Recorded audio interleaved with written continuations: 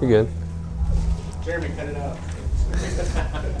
We need like a little, we need a little cut thing, yeah. All right, let's pray and get started. Lord God, we thank you for our time. We pray that you would bless us and fill our hearts with your Spirit, that we might see that which you wish to reveal to us through your word and through this time as a community gathering together around your word. Pray, Father, that you would bless us as we consider your grace and our response to it. Lord, we pray that you would particularly fill my heart, that I might not speak from the vain arrogance of knowledge, but from the fullness of your Spirit in me, Lord. Humble us, Lord, as we study your word, and help us to respond to make known your name in the nations. And we pray this all in the blessed name of Jesus the Christ. Amen. All right, so today we are in chapter 5 of Isaiah. I'm not nearly as ambitious as Jeremy, so one chapter is all you get today from me. You might get more later, but one's it for today. And I continue to be amazed by the providential working of the Lord to be able to correlate sermons and teachers' lessons, so this ties in quite nicely. Different prophet, different time, but similar message. We're just going to take it a step further than what Pastor John did today. But just as a way of review, so far in Isaiah chapters 1 through 4, we spent most of the time talking about how the Lord is essentially done with all of Israel's issues. A lot of frustration over the different things they've done. He's sick of their sacrifices and their celebrations. He's sick of them putting trust in things that ultimately don't deliver, things that are passing, things that are vain. We could go back to Ecclesiastes and talk about a lot of the things that are vain to put our trust in. And he spent a lot of time talking about that. And last week we considered in particular what are those things that we're trusting in other than the Lord. Those things that cannot hold up to the scrutiny or hold up to the stress or the pain of our lives like the Lord can. And so what's going to happen today is Isaiah's going to be switching gears a little bit. And essentially he's going to get into sort of a metaphorical declaration here of the problem that the Lord has ultimately with his people. Before we begin, let's look at our objectives for today. First of all, we want you to comprehend the Lord's seriousness about the gift of grace. If you've not had a chance to read Dietrich Bonhoeffer's Cost of Discipleship, really great book to check out. But he talks about the issue of costly grace and the ends to which the Lord has gone to in order to express that grace to us. And he teases that out quite a bit, and it's very helpful. But also we want you to infer the implications for the church in our time. Okay, one of the difficulties about taking the prophets is their message is very, very specific to a very, very specific group of people. But their messages are also very easily correlated to where we're at in our own time. So we're going to look at that and kind of see what the implications are for us in the church. They're going to seem like these messages are way off in left field and don't really apply to us because we're not in their situation. But we'll see that the issues that they're facing are very, very relevant for us. And then we're also going to hopefully spend some time during this week, all of us, meditating on those areas of our lives in which grace has been given, but the response has been less than adequate. Grace given by the Lord, but our response has been less than adequate. So that's what we're going to look at. So any questions with Isaiah so far? We hanging in there? Cool. If you want to go back and review any of them, we're all on YouTube now, and our WordPress page is up and running. So by all means, you take advantage of that if you missed any of our lessons. But just a couple things I want to mention today before we get started. As we get into this, today's message is not a message to the pagan world. As we read the text today and we start to pick it apart, what you're going to be starting to get into this mode of is, oh, here's what's wrong with the world. The only problem is the message is not for the world in this case. The message is specifically for the covenant community, for Israel, God's people. We're not going to worry what the pagans are doing today. We're not going to worry about what the Gentiles out there in their messed up society and culture are doing. We're going to talk about what the covenant community's problem is. Okay? So we need to make sure that we're keeping the focus where it belongs today, because some of these things are going to be some pretty critical comments on the way the church acts. And we're going to have some hard things to come to reality with today, but always keeping the focus on the covenant community, not on what the pagans are doing. They're pagans. Pagans are doing what pagans do. The problem is when the covenant community is acting like the pagans. Okay, and that's what we're going to get to today. So that means our message today is for the church. It's not for your pagan coworkers, okay, or your pagan neighbors. Focus is on us today. And that might make you uncomfortable. Hopefully it will. And we'll see where we can go from there. So just a heads up on that. Also, another thing I want to mention, one of the things that we have to be very careful about in Hebrew poetry is that it can be taken in a couple of different ways. We have a lot of metaphors today, a lot of metaphors being used in the poetic proclamation here. We have to be very, very careful because they can be understood in two different ways. First is parabolic, and this is not a geometry term. We're talking about parables, okay? In theology, biblical studies, parabolic means referring to parables. So, in a parable, the trick is that not every little detail has a real-life reference, okay? So, in the parables of Jesus, not every little detail of every little story he tells in these parables has a specific correlation to a real-life application. What they do is they add cohesion to the story that he's trying to tell, okay? Now, in a different way, direct metaphor, however, does. All the metaphors have a referent. There's got to be some connection to real life. Most of what we're going to see today is direct metaphor, not parabolic literature, okay? So we're going to try to correlate the metaphors we're seeing to actual real life things. Now, admittedly, it will be in the context of Israel. Remember, we talked about this in our introduction. We've got to let the initial context breathe. We've got to let it seethe in its own little context before we're allowed to take it into our own. And therefore, a lot of those metaphors we're going to see today are going to be more specific to the context of Judah with Isaiah. Okay?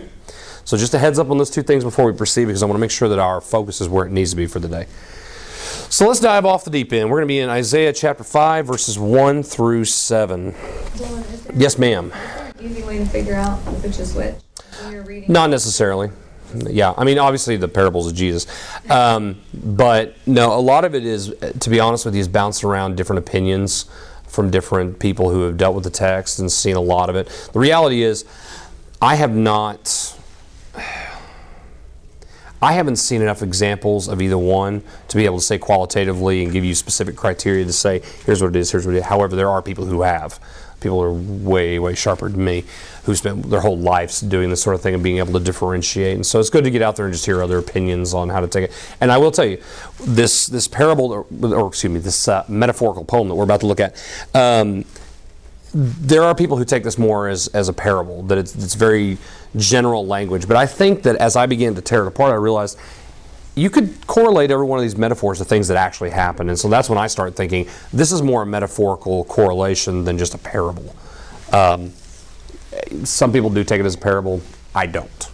And that's just because I think that there's a lot that we can correlate in Israel's history to what's going to be said in these verses. So I don't know if that helps. I kind of throw you off the deep end with all the commentaries. But it's good to get a lot of opinions, because there are some people who take it differently than I do. So, and they're smarter than I am. So, all right, so starting in chapter 5, verse 1, he writes, "Let me sing for my beloved, my love song concerning his vineyard. My beloved had a vineyard on a very fertile hill. He dug it and cleared it of stones and planted it with choice vines. He built a watchtower in the midst of it and hewed out a wine vat in it. And he looked for it to yield grapes, but it yielded wild grapes. And now, O inhabitants of Jerusalem and men in Judah, judge between me and my vineyard. What more was there to do for my vineyard that I have not done in it? When I looked for it to yield grapes, why did it yield wild grapes? And now I tell you what I will do in my vineyard. I will remove its hedge, and it shall be devoured. I will break down its wall, and it shall be trampled down. I will make it a waste. It shall not be pruned or hoed, and briars and thorns shall grow up. I will also command the clouds that they rain no rain upon it. For the vineyard of the Lord of hosts is the house of Israel, and the men of Judah, and his pleasant planting. And he looked for justice, but behold, bloodshed; for righteousness, but behold, an outcry." So let's back up for just a second and kind of pick this apart, okay? So, from what I understand about the way this works is, in Hebrew culture, a lot of times there was this, let me say this, in an honor-shame culture in general, we have a lot of what we call intermediaries, okay? There's a certain amount of shame in some contexts with one party having to do business with another party directly. And so they often use intermediaries. Now, there are lots of different reasons why that may be in a given social context, but intermediaries are a big thing in an honor-shame context. What we have here in this particular instance is that Isaiah is serving as the intermediary between the betrothed, which is the nation, and the bridegroom, who is the Lord. Okay? So that's why it starts out as, let me sing for my beloved, and then my song concerning his vineyard. Okay? So Isaiah is referring to the Lord. Now, why does it say beloved? Well, beloved is a choice that the translator made in my translation. I don't know what you guys might have. Does anyone have like friend? My friend? Or did everybody go beloved on that? Yeah, beloved. Yeah, the one I love. Yeah. So the term used there can also be used of friend, like a good friend or companion, which I think would be more appropriate in this case because the connection between belovedness is between the Lord and his vineyard, not between the intermediary and the Lord. Okay? So it makes more sense to not use beloved there, but a lot of your translations may have gone that way because the word can be translated that way. So just a heads up on that. But this is not uncommon that you would have an intermediary who's handling a disputation between the bridegroom and the betrothed, because the problem is he's got a problem with her. Something's going on with her that he has an issue with, and now the intermediary is going to serve to bring that message back and forth and eventually bring judgment. So yes, he serves as an intermediary between the two. So the conclusion is one of judgment due to unfaithfulness ultimately, and we'll get to that in just a little bit. Okay? Is everybody clear on how that works with the intermediary? Okay, cool. So, starting with just the first two verses. The opening invocation concerning the complaint of the bridegroom. The complaint contains a great deal of metaphorical reference to specific events in Israel's history. So let's talk about that. So, what is the vineyard? Yes, it is serving somewhat as an image of Israel as a nation, but if we're speaking geographically, where's the vineyard? It's the land where they're having to live. Yeah, exactly. It's the land that they happen to be living in, the promised land. Okay, this is the land that they went into, the Lord provided for them. And so it's very fertile land. It's very, and not only fertile in terms of produce fertile, but fertile in terms of the blessings that the Lord was going to pour out upon them. What the law told them back in Torah was, when you guys go into the land, the Lord was going to clear away all the beasts, all the inhabitants. So it has all these blessings upon the land for them as they're coming in. So the connection here is that he has brought them into a vineyard, a fertile land, a land of blessing for them to have. Okay? Now he's going to go on. I'm sorry, I may have... Nope. So the judicial accusation that he brings is, or comes up here in just a little bit. Did I go too far? Oh, I'm sorry, I didn't finish off 2. My bad. Let's go back. So in 2, I'm sorry, you got ahead of me. So he goes on in verse 2 and he says, okay, so he dug it, he cleared it of stones. So what's the Lord clearing out of the land? I just said, Canaanites, also beasts, anything that's going to cause them problems in the land, he's going to clear out. Also, he planted choice vines. He put them in the land, his choice people. Okay. He built a watchtower in the midst of it. He hewed out the watchtower would essentially be, I think, this would be my opinion, of course, again, this is up for debate due to the fact that people differ on this. The watchtower would be those ways in which the people are protected. The watchtower was specifically there to guard the vineyard in their setting. And so the watchtower here is either the Lord or the governmental structures that the Lord put in place to protect the people, etc. But the whole point is there is protection over them. There is a guard set over them. In addition to that, the wine vat, I kind of toyed with this one for a while. I'm very tentative about this, but I think the wine vat has to do with the connection to the temple worship and then bringing their sacrifices as a demonstration of the produce of their faithfulness in response to his blessing upon the land. That makes the most sense to me. I'm not conclusive on that, but it makes sense to me that would be the place, because that's where the produce of the vineyard's going. Well, for the nation, they're coming together at that point of worship and connection together as a produce of their faithfulness to the Lord.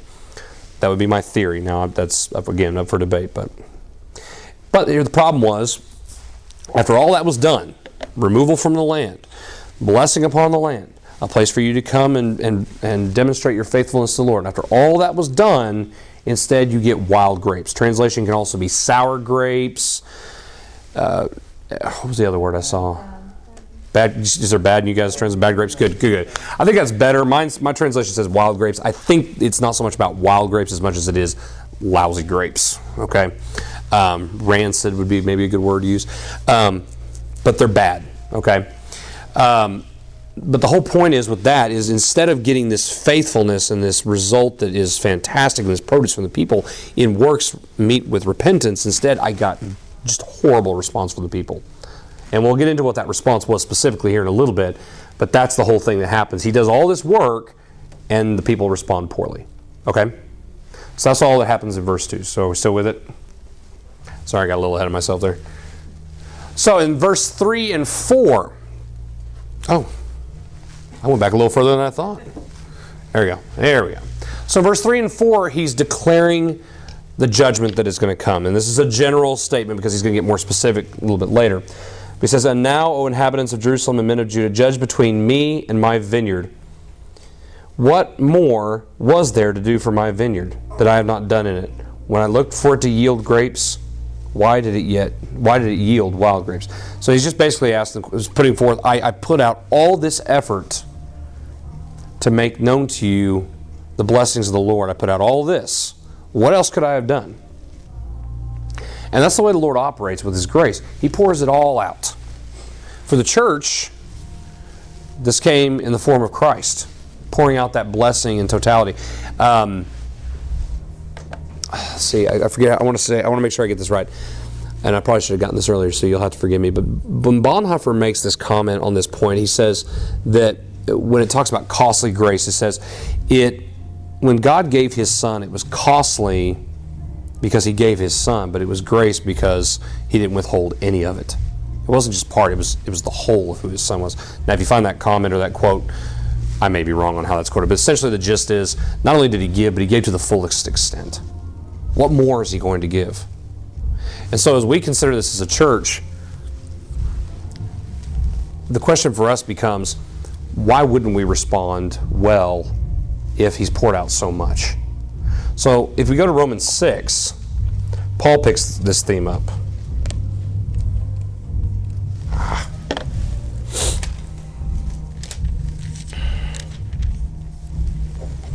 Because he gets done talking about all that God's done, that while we were yet sinners, Christ died for us. He gave all this for us. And so in chapter 6, he picks up and starts saying, what shall we say then? Are we to continue in sin that grace may abound? In other words, should we just keep doing things wrong so that, we can see how great God's grace is because He keeps forgiving us while we're being stupid? No, it doesn't work that way. How can we who died in sin still live in it? Do you not know that all of us who have been baptized into Christ Jesus were baptized into His death? We were buried, therefore, with Him by baptism into death, in order that just as Christ was raised from the dead by the glory of the Father, we too might walk in newness of life. For if we have been united with Him in a death like His, we shall certainly be united with Him in a resurrection like His. We know that our old self was crucified with Him in order that the body of sin might be brought to nothing, so that we would no longer be enslaved to sin. For no one who has died has been set free from sin. Now, if we have died with Christ, we believe that we will also live with Him. We know that Christ has been raised from the dead. We will never die again. Death no longer has dominion over Him. For the death he died, he died to sin, once for all. But the life he lives to God. So you also must consider yourselves dead to sin and alive to God in Christ Jesus. And he does go on from there, and I would love to read the rest of that chapter, but for sake of time, we've got to move on. But the whole point is, why would you continue in this if the full extent of grace has been provided to be out of that? And so that's the question he's asking. Why on earth is this producing sour and bad grapes? It shouldn't. I've given all of this stuff for you. Now, a lot of you may be thinking, okay, well, Christ had not come to that point, so God had not actually given the full extent. That doesn't matter, because we can go back to Abraham and see in Hebrew, because we talked about this when we did Hebrews. Where was Abraham looking forward to? The cross. And Hebrews explains that There's this forward looking at the deliverance of the Lord. He's provided the blessing. The issue is the trust. Okay? And we're going to see how that plays out even further. Okay, so any questions so far? Hanging with it? All right.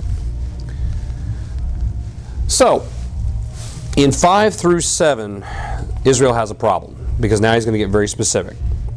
And now I will tell you what I will do to my vineyard. I will remove its hedge, and it shall be devoured. I will break down its wall, and it shall be trampled down.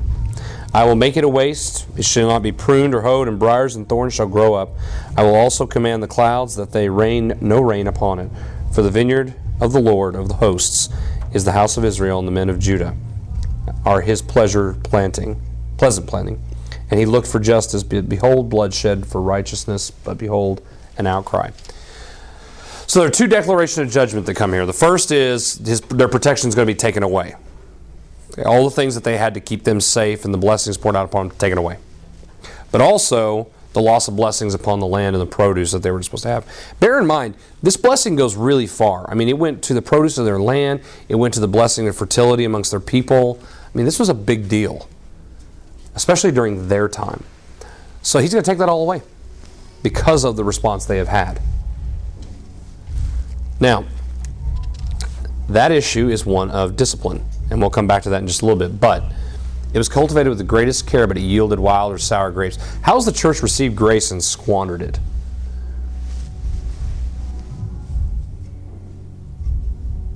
That was a question, by the way.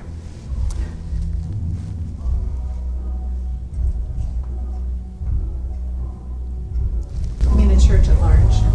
Yeah, as a community. Yeah, yeah, not just Cypress Bible Church. A lot of us just become believers and then we're happy in our little social club. Sure. We don't go out and make disciples. Yeah. Or we don't extend the grace that's been given to us. Sure.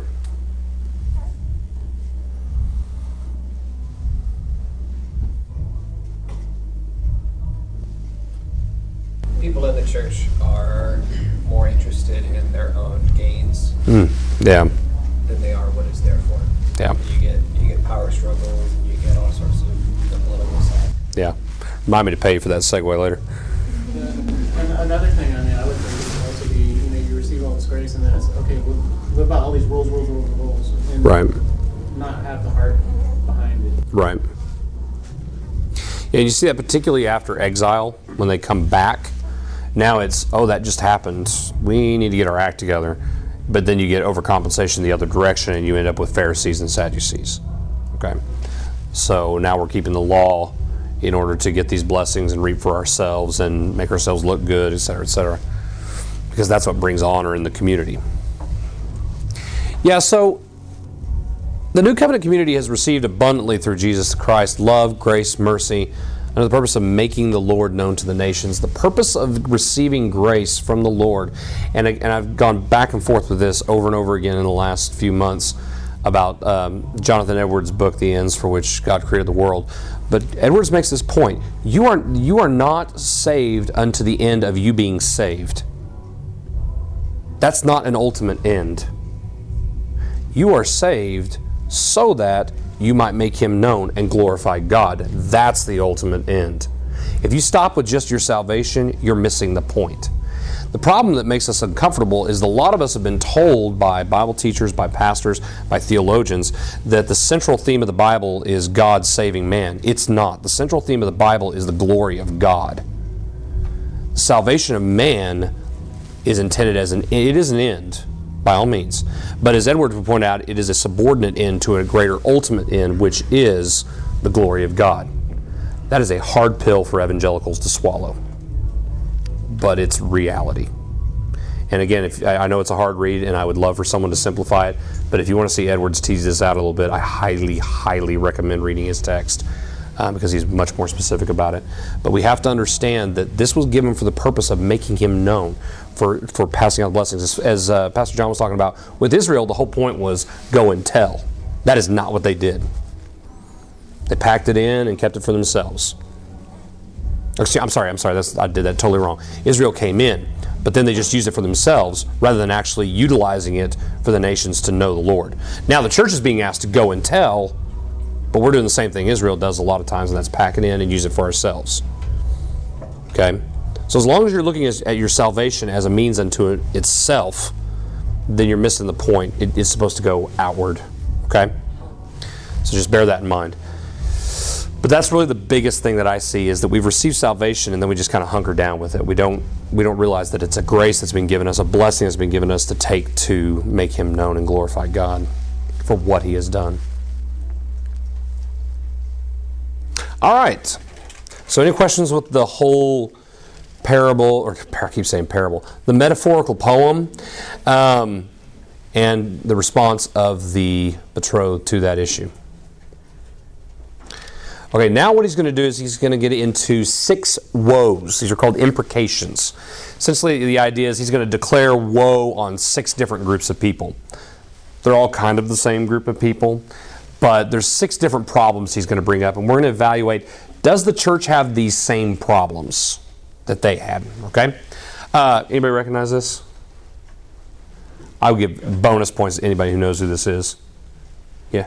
Jonathan? Thank you, Woody Guthrie. Excellent. Who lived in my hometown for quite a while. Yeah, it does. Yeah, exactly. I thought that guy explained to me. But anyway. All right, cool. So, first woe is declared upon the property warriors.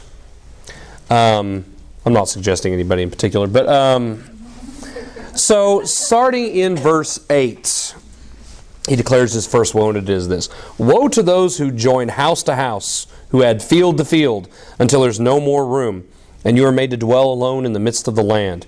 The Lord of hosts has sworn in my hearing, surely many houses shall be desolate, large and beautiful houses without inhabitant. For 10 acres of vineyard shall yield but 1 bath, and an omer of seed shall yield but an ephah. If you're wondering what an omer, an ephah, and a bath are, don't worry about it. It's a lot. It's about this much. It's little. So the whole point is there's a lot put out, but there's practically no return. Okay. But let's back up and talk about this for just a second. So the first woe is declared upon the property warriors here. Okay. The problem was that Torah made provisions where essentially, once a tribe or a clan had established their location of their family land, it was supposed to stay with them.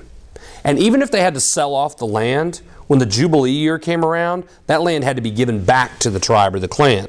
The problem was, during this time, what was happening was all these guys were buying up property and never giving it back. Now, the reason this is a big deal is because everyone who was in Israel, that was kind of their little slice of the blessing of the covenant, you know? It was kind of the Jewish equivalent of the white picket fence, if you will, okay? It's kind of the Israelite dream, okay? And they didn't have Fannie Mae and Freddie Mac. So once that land got taken up, unless the people were generous enough and actually followed the law, you weren't getting that back. And they lost their little slice of the blessing of the covenant. This was a big deal for them.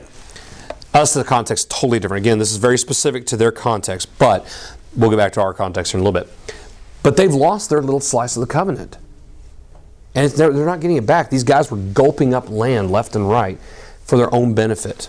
But the problem is, then the Lord comes back and says, all this land you got back, it's pretty much going to be worthless to you, because I'm going to take away the blessings that are upon those things. So you're not going to have anybody renting out that property. You're not going to have any produce from the farming that you're going to try to do on that land that you took from those people and never bothered to ever give it back, or had no intention of ever giving it back. So that's the first woe that is declared. Of course, that is until it's taken away.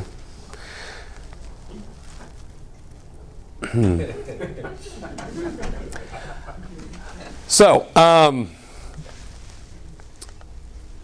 judgment is declared. And what is, again, declared is that the land is going to be laid waste and desolate. All this that they wanted will ultimately be of no benefit to them. So, it was of no avail. The Lord takes this very seriously, and He will take away from them. So, how does this manifest in the church? This one's a weird one. This took me a little bit. But just think about it for a second. How do we see this sort of issue manifesting in the church? And no, it doesn't manifest with Wallace David properties. I mean, isn't that when people are in their ministry and their silo and they go, well, no, that's our closet, no, that's our night, that's our facility, when they start territorializing? Sure, yeah. I think that's great. I didn't catch that. That's great. Yeah, where we were basically, this is my ministry.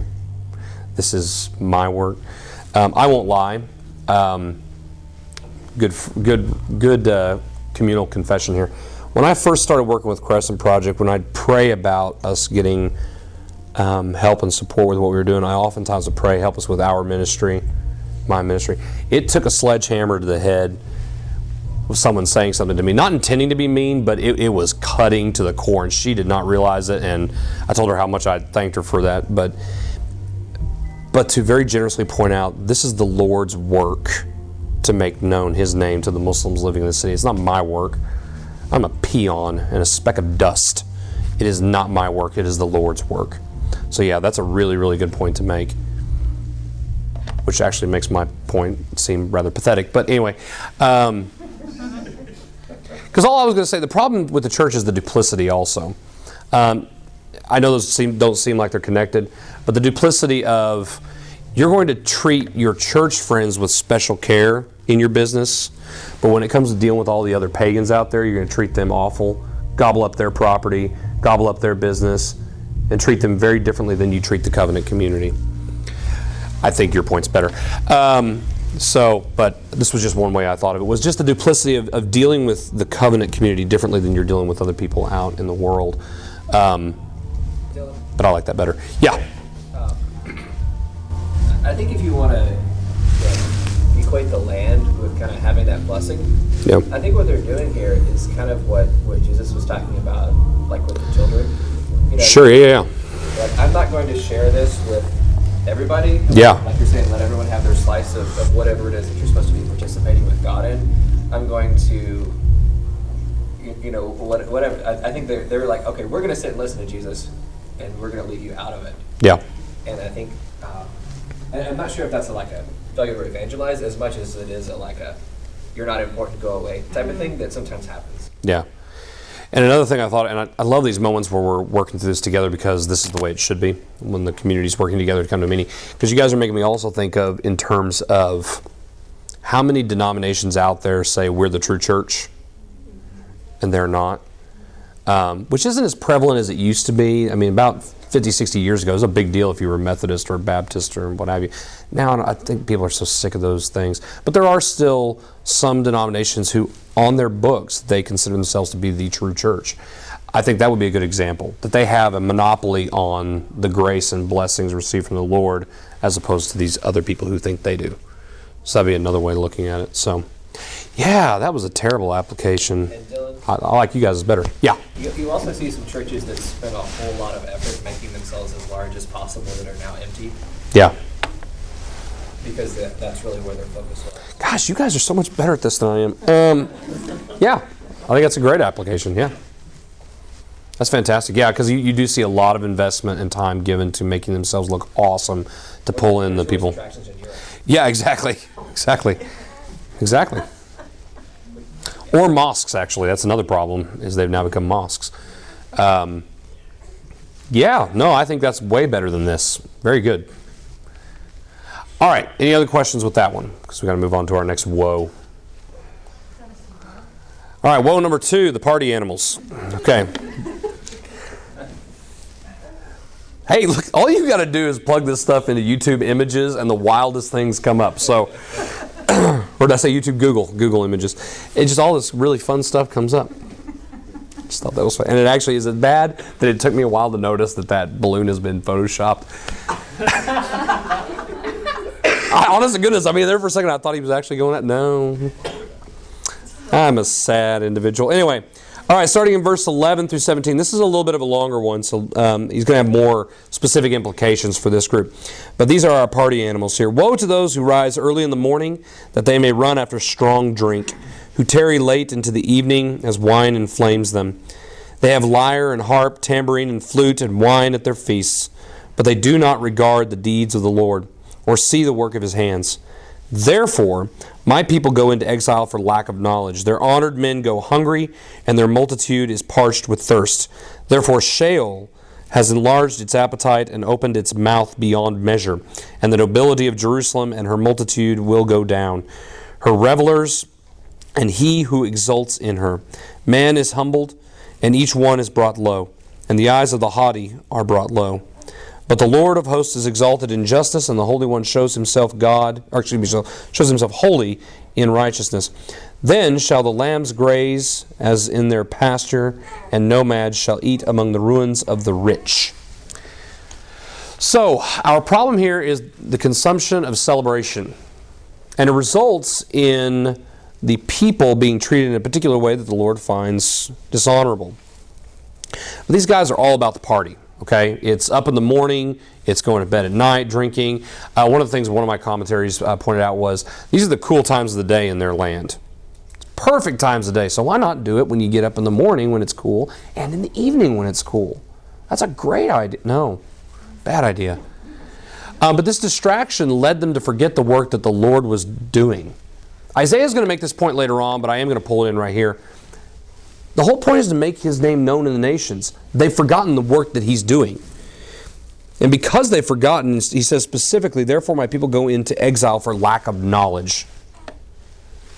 They've completely ignored everything that he said he was doing because they're too busy getting drunk and partying and spending all that time doing that. I'm sounding like a Baptist minister all of a sudden. Were they dancing too? They probably were. I'll bet this guy dances. So the judgment that comes on them because of this is that their nobles are going to be without food, and the multitudes will be without something to drink. That which, again, see what he's doing here? You wanted all this stuff, now I'm going to take it away. You wanted all these things that distracted you from me, now I'm going to take it away. So now he's taking away the food and drink. Now, just a heads up on Sheol. It's a really weird concept for Christians to grasp, so I'm going to try to do my best to explain it. For the Hebrew mindset, Sheol is where everybody goes when they die. Okay?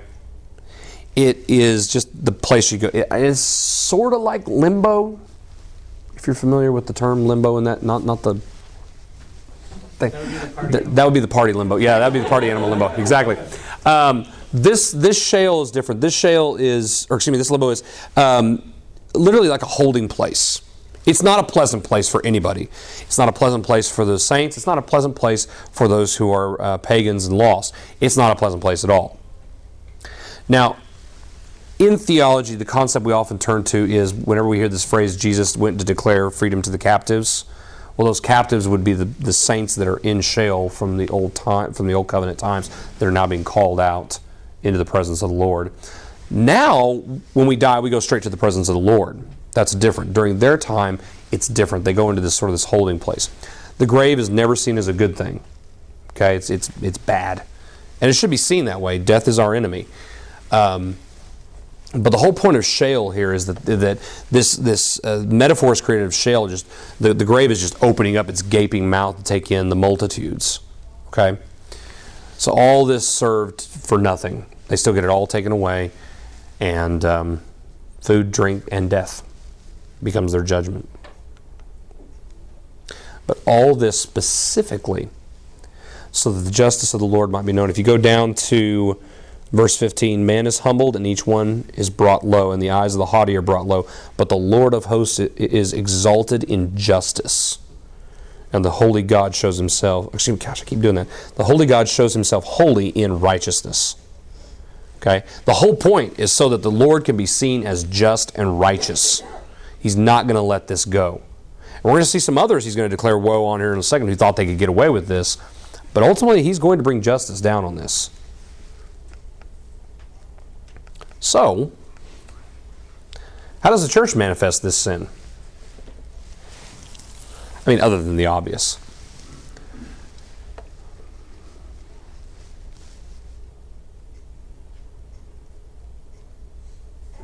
I think of it more as like gluttonous on consumption, like I mean, because that's really what they're doing. It's overdoing it. Yeah. And revolving around it, and maybe it's just my opinion of the American, culture or whatever, but Oh, yeah. but just a lot, Yeah. like stuff or Yeah. whatever it is. Yeah. You can have too much, be overdoing that too. Yeah. Consumerism is one of the central pillars to American culture. It is very difficult to not be consumed with that, the keeping up with the Joneses. This is a major distraction from what the Lord is doing. Major distraction. Busyness. Busyness too. Entertaining ourselves, we can get busy entertaining. Yeah. hmm The other side of it, as far as church leadership can go, and I kind of want to keep the focus on the church leadership here for a second, because that's what he's talking about specifically, is over-relevance.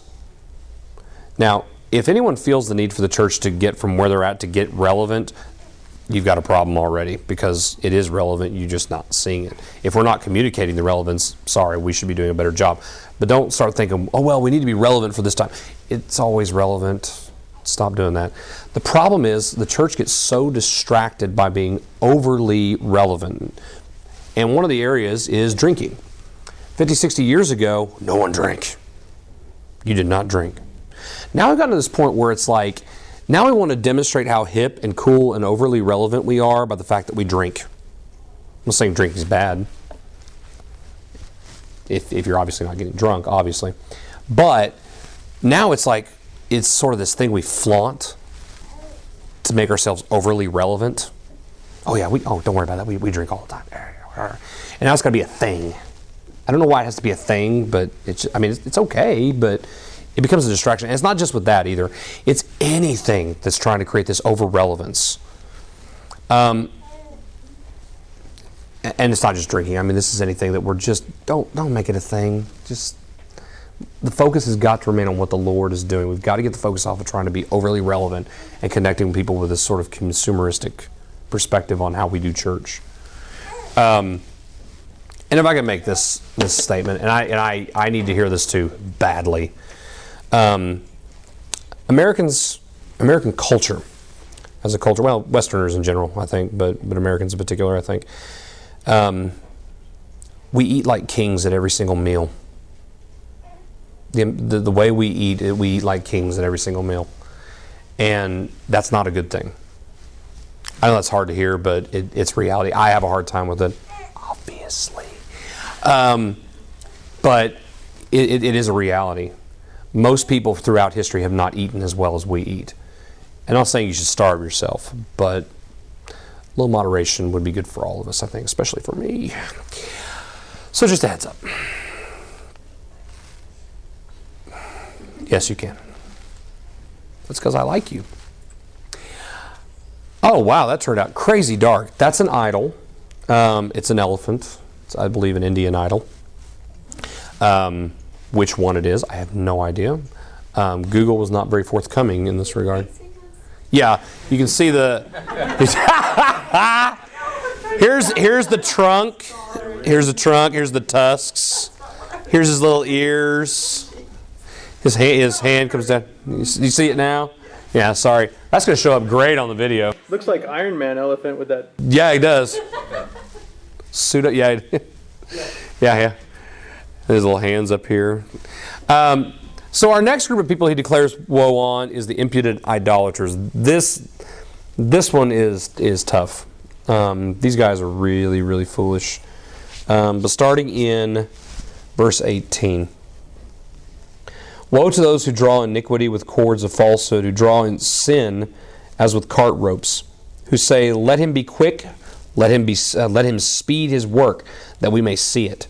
Let the counsel of the Holy One of Israel draw near, and let it come, that we may know it. Now, I'm going to read that again in the Dillon inflection translation. I just want to get through the text. Now we're going to do it in my way. Okay? This is the Lord speaking. He says, then shall the lambs graze... I'm sorry, I backed up too far. Woe to those who draw iniquity with cords of falsehood, who draw sin as with cart ropes, who say... Now this is the people speaking, not the Lord. It's people speaking. Let him be quick. Let him speed his work that we may see it. Let the counsel of the Holy One draw near, and let it come near that we may know it.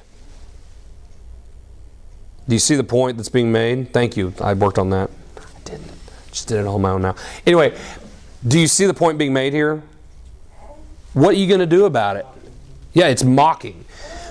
They're drawing. Now, when it talks about them drawing iniquity with cords of falsehood, the iniquity is actually being kind of metaphorically tied to an animal, a beast of burden or something like that.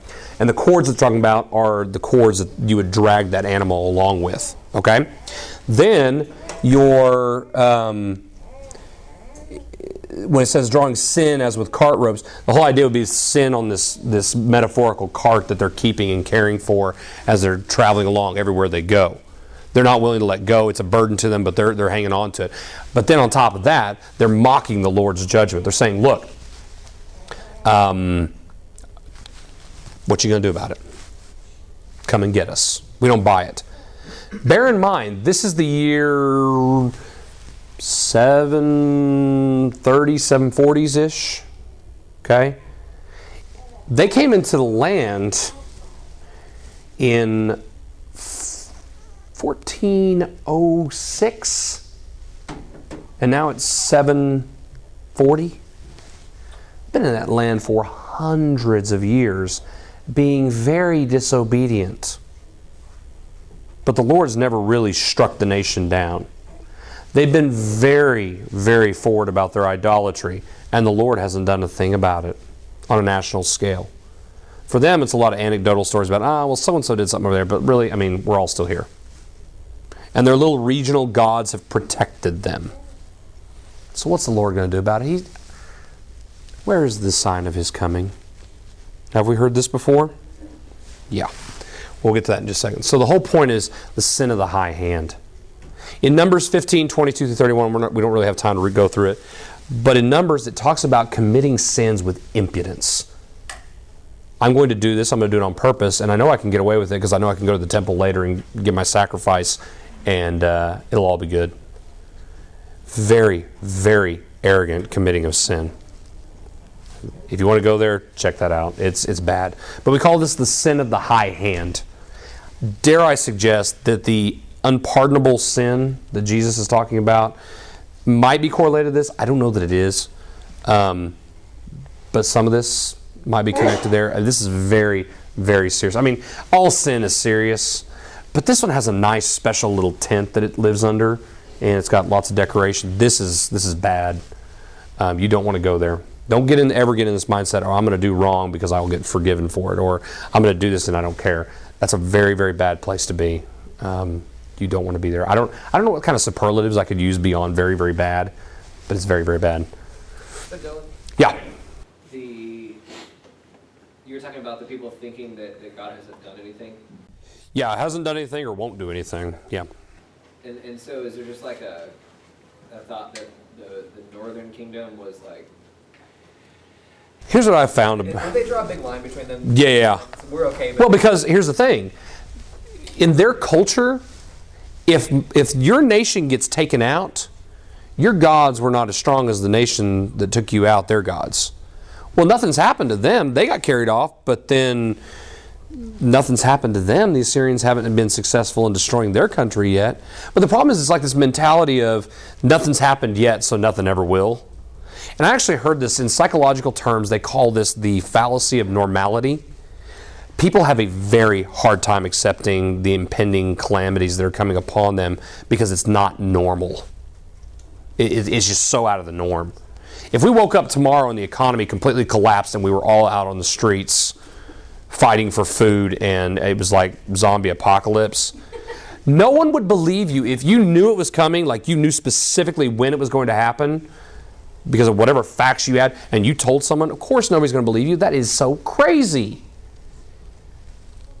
But it does. And I think this sort of mentality is going on here where it's like, no, I mean, we've been going along for hundreds of years like this. Nothing's going to happen. But they apparently, and I may be wrong on the exact, but I believe it's called the fallacy of normality. You just get used to the way things go, and then all of a sudden, catastrophe. Well, it's like those, what were they, soccer players or hockey players or whatever, that they crash on top of that mountain and they ran out of the food, and finally the people were like, we're gonna have to like Yeah. eat the people, and there were people who starved to death because they couldn't like. You can't wrap your mind around that. It wasn't. Yeah. You know. So, It's not my normal paradigm to eat people from day to day. Yeah. not to like gross things. It's a good thing. Now, during the zombie apocalypse, yeah, exactly. Which side are you going to be on? I don't know. Don't, yeah. Yeah, it's for don't eat people, yeah. So, here's the thing. Wow. People are friends. Yeah, people are friends, not food. So, how does the church manifest this sin? The sin of the high hand.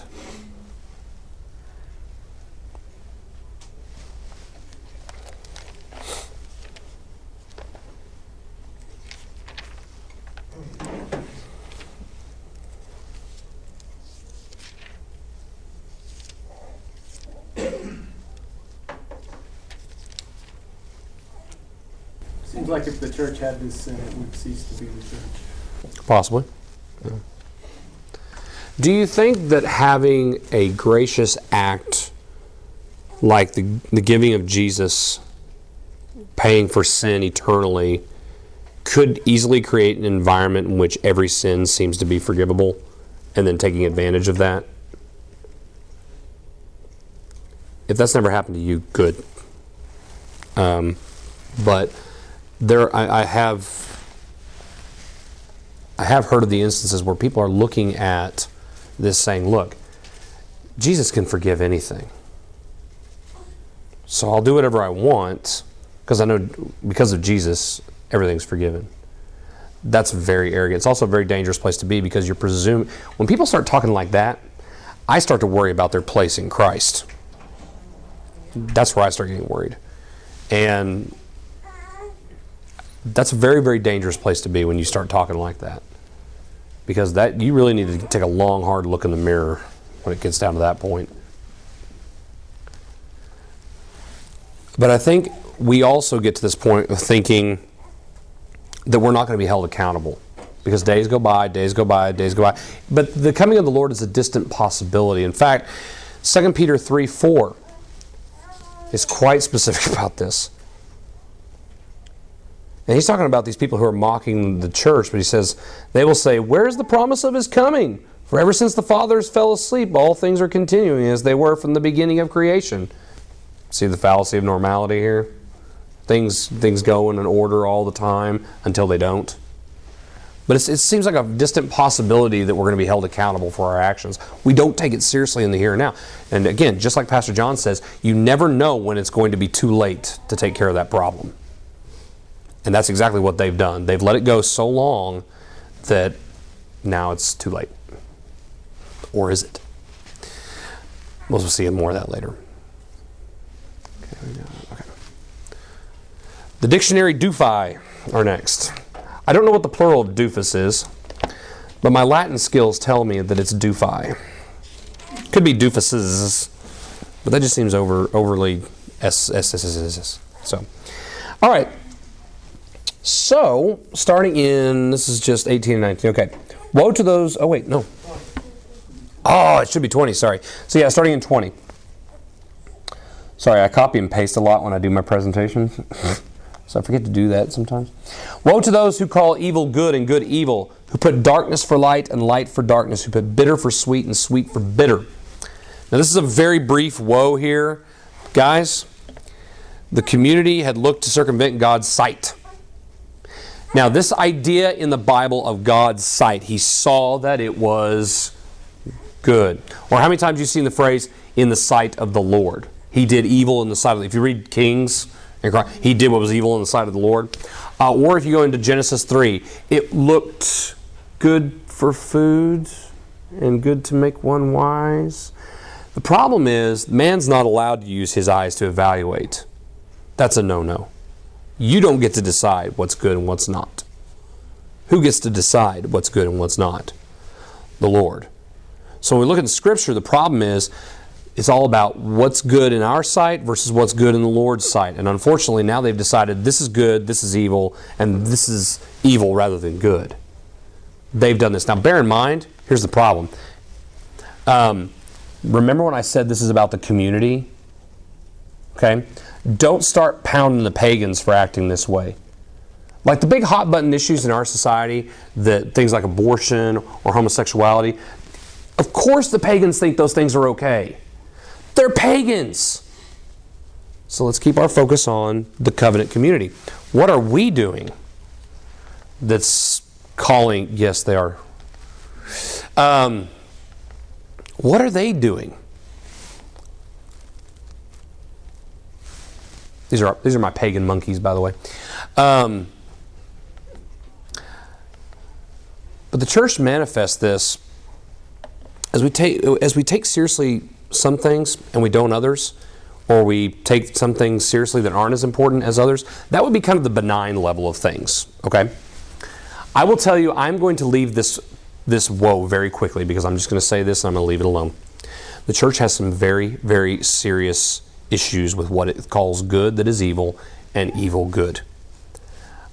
If I brought one of them up, you would either want to hit me or walk out of here, or flat out, we just don't have time to talk about it right now. If my number one issue that the church does wrong, I can't talk about yet. What do you mean? I don't even go there. He knows what I'm talking about because we've talked about it a lot. But there is a particular series of issues that the church has an issue with. If I brought it up right now, two things would happen. You're not going to get it without being. It's sort of like coming in the middle of a discussion. You wouldn't really understand where that's coming from. And we would not have time for me to explain it in a fashion that would really help you understand it well and see where I'm coming from on it. It's a big problem. Now, yeah, it's a big teaser. I'm sorry. It's a big deal. But I will tell you this. It's a big issue, but it is not one that has so distracted the church from doing its work that it's something you need to go home tonight thinking, oh my gosh, what is it? What is it? It's not like that, okay? I'm just saying there are some serious things that we need to give some thought to. But this particular issue, I'm thinking, is very near and dear to our hearts. And if I mentioned it, you would probably be very frustrated. So we may. It's going to be down the road after I've spent years getting you guys ready to hear it. But this is a years and years from now teaser. No, I'll go. Anyway, so the reason I want to say this is because don't go to sleep tonight thinking that you've missed something crazy important that's going to wreck your spiritual life. It's not like that. Just bear in mind there are some issues that we really need to consider very seriously. And it's totally like that, but go ahead. Yeah, exactly. So, the next one, the Willie Wise Men. Or Widely Wise Men. Verse 21, woe to those who are wise in their own eyes and shrewd in their own sight. This is pretty straightforward. Wisdom in the Bible is given explicitly for the purpose of leading the people in blessing them. And that is not how these guys have done it. They've done it for their own benefit and for their own honor. Again, this is an honor-shame community. They want honor. This is the way they've gotten it. Okay? So, we have to remember that wisdom must be driven by the fear of the Lord for the sake of the community and making His name known in the nations. That's what the purpose of wisdom is. It's not just to make you look good in front of your friends. It's specifically for the point of blessing people to make the Lord known and bring glory to the Lord. And you'll see that in Proverbs 1 through 9. The beginning of wisdom is the fear of the Lord. If your wisdom doesn't come from the fear of the Lord, I'm kind of going to debate whether or not you want to consider that wisdom rather than fortune cookie phrases or something like that. So, where does the church see this? I'm going to kind of get to the point with this. We have many in the church, bless their hearts, who have a lot of Bible and theology knowledge, and they just want to share that with you a lot. This can be difficult, and it's very, very difficult trying to deal with that. Just be aware they're around. They want to share their knowledge with you. But just be careful, because a lot of times this does not lead to good results for the church. What's the main problem with their wisdom? Their wisdom is touting for their own honor. It's not to bless you. It's for me to show off how much I know. Okay, that's not what it's for. And Dillon, how does that apply to two guys in a podcast? Oh, I'm glad you mentioned that because, yes, even these two guys don't know everything. Amen. Guys, I will tell you, I know Jeremy and I have been to seminary, but I think we can both attest to when we walked out the door, we realized how much we didn't know. Now, I'm not saying how much we didn't know before we went there, how much we still don't know. And they still let us graduate. They still handed me a paper. Guys, we don't know everything, and I hope if that's become evident while we're up here. We don't know everything. We can kind of help point you in the right direction, but in the end, we don't know everything. Don't presume that. And if we ever come off as being Willy Wise men, please let us know and make us an appropriate Willy Wonka meme to point it out. All right, and our last group, the Mighty Morphing Power Heroes. All right. Now this, again, you put things in Google Images and you get some great stuff. All right. Not really, but Google, that's why Google's such a help. You just type in a few things and bam! All right, here we go. So starting in verse 22. Woe to those who are heroes at drinking. Actually, heroes, is, if that's a term you have in your Bible, mighty men would probably be better. The translation, heroes, is not really a good example, because there's some better implications if we understand it more literally. And valiant men at mixing strong drink, who acquit the guilty for a bribe and deprive the innocent of his right. So first of all, the problem is they're so busy getting drunk and messing around and enjoying the pleasures of being nobles that they've neglected those who need justice, and they're willing to take a bribe for those who want acquittal just so they don't have to deal with it. Okay? The whole point is, get it off my back. I don't want to have to deal with this. Okay? So then it goes on, and the judgment that's declared upon them is their sources of revelry will be stripped away. Therefore, as the tongue of fire devours the stubble and as dry grass sinks down to the flames, so their root will be rottenness. That which gives them their pleasure and stuff will be sapped up and made rotten, and their blossom will go up like dust. The evidence of that will be taken away and come to nothing. For they have rejected the law of the Lord of hosts and have despised the word of the Holy One of Israel. What they've neglected in this is the law of the Lord, the law that demands justice for those who have been wronged and justice against those who have done wrong. And they've ignored that. But also death.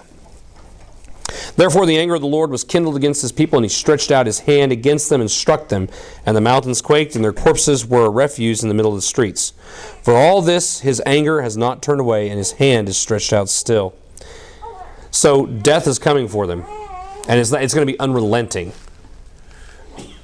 For the church, our problem here is when, and I have seen this, and I'm going to just kind of punch through this. When the church leadership in particular is distracted away from doing justice. I have had an experience in my life, not a pastor here in Houston, it was elsewhere. I've had an experience with a pastor who was so concerned with his local celebrity that I had an instance where he needed to help me with someone who was at the bottom of the barrel, and I brought that person to him looking for help, and I was thrown to the wayside. This man was thrown aside. I spent a whole day with this man trying to get him the help he needed, and I got thrown by the wayside because this guy was too busy. He didn't want to mess with it. And that sort of behavior and attitude was repeated over and over and over again in my sight with this guy over multiple years. Not cool at all. This sort of thing where the church leadership is getting distracted by a desire to be local celebrities prevents them from doing justice to the people that they have been sent to shepherd. Now, Cypress is great about that. I mean, I don't think Pastor John's looking for his own local celebrity, but this can become a problem. This is not good. And it can be a problem for people like me and Jeremy, too, in a setting like this where, we've got our own teaching ministry. Mm-hmm. And we're on YouTube now. Exactly. We have our own website with 2 views. Exactly. Yeah, exactly. This can easily become a problem for people like us too. And it's okay to brotherly point that out as well. There's a process to go through for that. So, as we consider, I'm going to leave this right here because I don't want to. Let me make sure I got the right one. Oh, yeah, we'll come back to that. We're going to pick this up next week because I don't want to leave on this. There's a little too much to talk about, and it's time for us to go. So, I know the cliffhangers are just killing today. It's okay. If it's any consolation, I don't lose sleep over this stuff. So, that's what a professor said to me one time. He said, "Don't worry about it. I don't lose sleep over this." Maybe you should. No. But what we've seen so far today is that the Lord takes His grace giving very, very seriously. And as we begin to really think about what the Lord has done for us, we need to be very careful that we respond in the right way. Yes, it's been poured out. Yes, there's nothing we can do to earn our salvation. There is nothing that we can do to make anything better that the Lord's already done in His grace. But if the response is not to make Him known in the nations, what's the point? And to me, that's a bad theology of salvation. When you have a theology of salvation that it's, I just got in the door, that's all that mattered was me getting in the door. That's an inadequate understanding of what salvation is. And if you're struggling with that, please let me know. But the reason that Jesus Christ came as we are in the flesh, to die that we might die in His death and be raised in the newness of life in His resurrection, was not to keep that to ourselves. It was to make that known to others, that God might be glorified for what He accomplished in His grace. Not just under that stopping point. And if that's what you've been taught over the years, I am sorry that you've been taught that. That stinks. But that's not where we've got to stop. We've got to take it all the way to the goal line with the glory of God being reached. And people far beyond where we're at right now hearing about that message of hope and grace. So where we're going to go with this next is, when we come in and get started next time, because we'll cover chapter 6 and it's not quite as long next week. But when we get in next time, what we'll do is we'll start with this. And this is kind of the next step. So if I don't, or if I'm not responsible with that, what happens? And we'll start with that next week, okay? So any questions with today, other than the ones that I'm not going to answer? We good so far? Cool, rock and roll. All right, well, let's pray and we will be dismissed. Lord, we thank You that we've had an excellent time to be able to study Your Word together. We thank You, Lord, that You have blessed us with a community here that is committed to studying Your Word well. And I thank You for the opportunity today to be able to spend some time with brothers and sisters who have helped me see some things that I did not see. I thank You for that ability to work with the community, to be able to come to better conclusions, to draw nearer to You, and again, to make You known better to the nations.